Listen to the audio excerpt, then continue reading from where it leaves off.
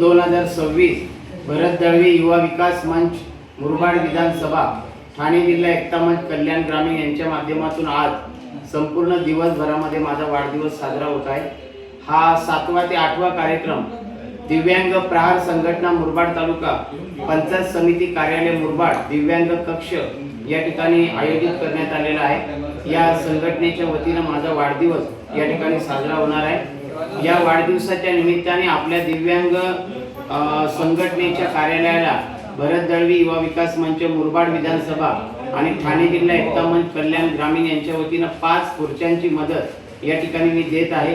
तसेच दिव्यांग बांधवांना येणाऱ्या 5% अनुदानाच्या अडचणी, घरकुलाच्या अडचणी किंवा ज्या काही समस्या आहेत त्या भरत दळवी युवा विकास मंच मुरबाड विधानसभा यांच्या माध्यमातून सतत आपण या संघटनेच्या बरोबर राहून समस्या सुटल्या पाहिजेत यासाठी मी वारंवार बीडीओ मॅडम अधिकारी वर्गांना फोन करत असतो आणि या समस्या कशा सुटतील यासाठी सुद्धा माझा मंच आपल्या दिव्यांग प्रहार संघटनेच्या बरोबर आहे।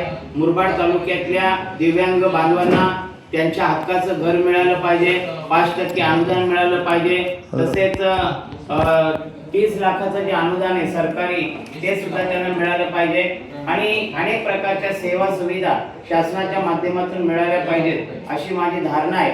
आणि यासाठी मी स्वतः त्यांच्या प्रत्येक आंदोलनात मोर्चामध्ये सहभागी असतो। आज स्वतः दिव्यांग प्रहार संघटनेचे जिल्हाध्यक्ष ग्रामीण किसनजी भंडारी, मुरबाड तालुका अध्यक्ष वैभव कापडी, शहर अध्यक्ष पंढरीनाथ तेलवणे, तसेच कार्यालय प्रमुख रवींद्र राणे, तसेच या ठिकाणी उपस्थित असलेले पत्रकार सुधाकर शेलके आणि सर्व उपस्थित असलेले आपल्या संघटनेचे कार्यकर्ते यांचं मी मनापासून आभार व्यक्त करतो।